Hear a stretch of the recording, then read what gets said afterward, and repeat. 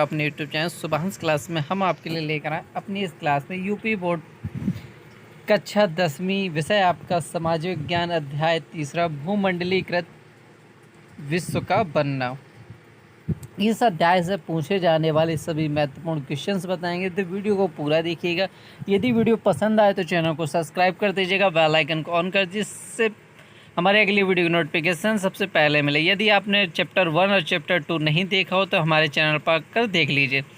तो चैप्टर 2 है भूमंडलीकृत विश्व का बनना। याद रखने योग्य महत्वपूर्ण बिंदु हैं, इसे एक बार देख लीजिए। इसके बाद हम बताएंगे आपको महत्वपूर्ण तिथियां, वो भी आपके लिए बहुत ज़्यादा महत्वपूर्ण है, तो वीडियो को बस लास्ट तक देखना है। यदि वीडियो पसंद आए तो चैनल को सब्सक्राइब कर लीजिएगा, बेल आइकन को ऑन कर दीजिएगा।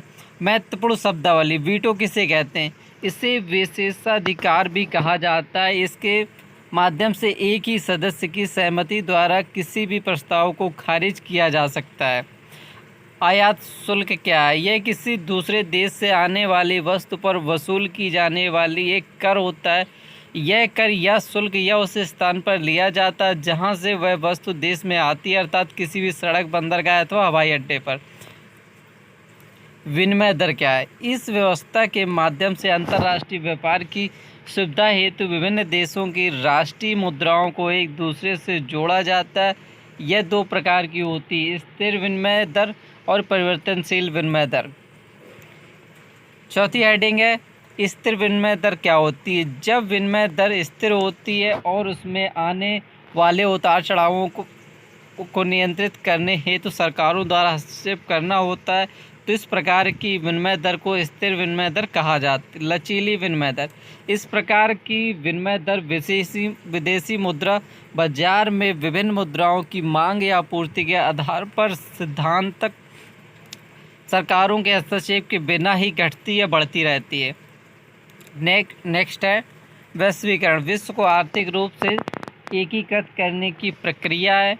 कौड़ियों क्या है? प्राचीन काल में पैसों या मुद्रा के रूप में प्रयुक्त की जाने वाली वस्तु। कुटीर उद्योग, ग्रामीण क्षेत्रों में घरों में चलाए जाने वाले उद्योग। पूंजी का प्रवाह, इस प्रकार के प्रवाह में पूंजीपति अपनी पूंजी को दूर स्थित क्षेत्रों में अल्प या दीर्घ अवधि के लिए निवेश करते हैं।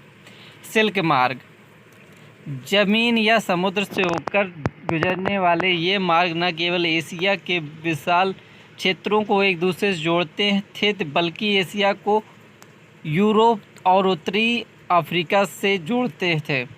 इस मार्ग से ही चीन से पश्चिमी देशों को विशेष रूप से रेशम सिल्क का निर्यात किया जाता था।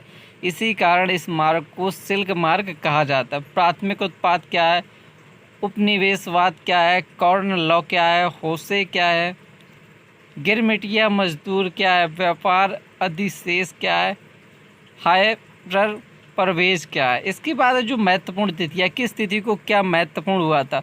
तो 15वीं शताब्दी को कोलंबस द्वारा अमेरिका की खोज की थी। 19वीं शताब्दी को श्रमिकों की अनुबंध व्यवस्था का आरंभ हुआ था। 1820 ईस्वी चीन के साथ अफीम का व्यापार शुरू हुआ था। 1660 ईस्वी दशक में संसार के बंदरगाहों पर बड़े एम्पोरियम खोले गए। 1885 ईस्वी में यूरोपीय के शक्तिशाली देशों को वर्ल्ड में बैठक। 1890 अफ्रीका के रेडर पेस्ट नामक बीमारी का प्रसार। 19वीं सदी अंत उपनिवेशवाद का विस्तार। 1914 से 1919 प्रथम विश्व युद्ध। 1920 ईस्वी अमेरिका में वृहत उत्पादन पद्धति के आधार पर उत्पादन का शुरू होना। 1929 ईस्वी विश्व में आर्थिक महामंदी का संकट। 1944 ईस्वी ब्रिटेन वुड्स नामक स्थान पर विश्व के बड़े देशों का मौद्रिक व आर्थिक सम्मेलन, साथ ही मुद्रा कोष, IMF और विश्व बैंक का गठन।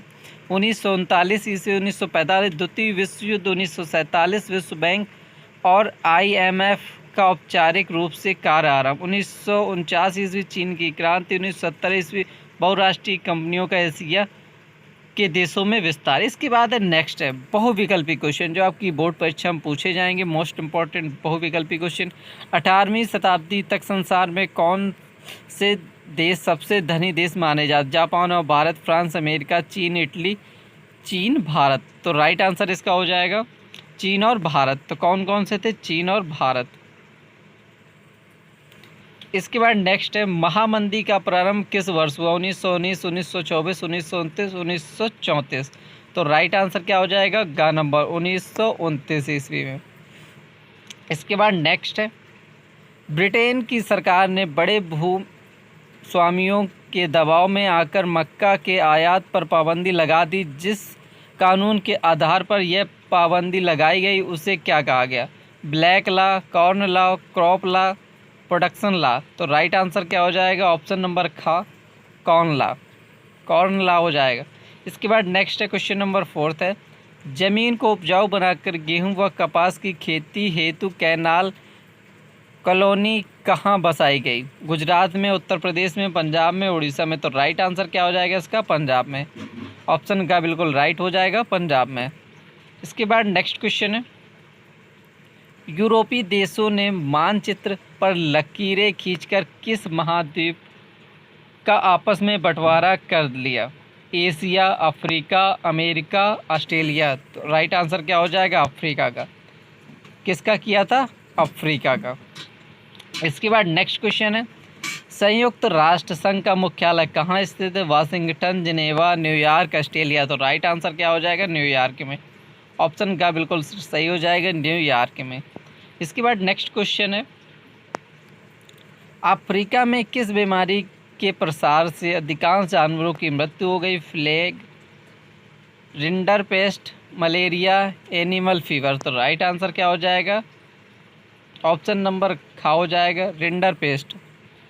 इसके बाद नेक्स्ट है क्वेश्चन नंबर 8वां, अनुबंध व्यवस्था को और किस नाम से जाना जाता है? आपसी समझौता, गुलाम प्रथा, सशर्त प्रथा, नई दास प्रथा। तो राइट आंसर क्या हो जाएगा? नई दास प्रथा। किसके नाम से? नई दास प्रथा। क्वेश्चन नंबर नेक्स्ट है, 1914 ईस्वी 1919 ईस्वी के बीच विश्व के शक्तिशाली देशों की आपसी औपनिवेशिक प्रतिस्पर्धा और उनके साम्राज्यवादी इरादों के कारण कौन सा युद्ध हुआ? द्वितीय विश्व युद्ध हुआ। कौन सा युद्ध हुआ? प्रथम विश्व युद्ध हुआ। कब हुआ था? 1914 से 1919 ईस्वी के बीच में। इसके बाद क्वेश्चन नंबर नेक्स्ट है, युद्धोत्तर अमेरिकी अर्थव्यवस्था को उन्नत बनाने में किस कार निर्माता की बृहत उत्पादन पद्धति का योगदान रहा है? हेनरी फोर्ड का, टाटा का, मार्कोनी का, बिड़ला का। तो राइट आंसर क्या हो जाएगा? हेनरी का, हेनरी फोर्ड का। इसके बाद आते हैं आपके अति लघुत्तरीय प्रश्न। यदि आप सभी अति लघुत्तरीय प्रश्नों के आंसर पाना चाहते हो तो कमेंट करके ज़रूर बताइएगा। मिलते हैं नेक्स्ट वीडियो में, तब तक के लिए बाय बाय।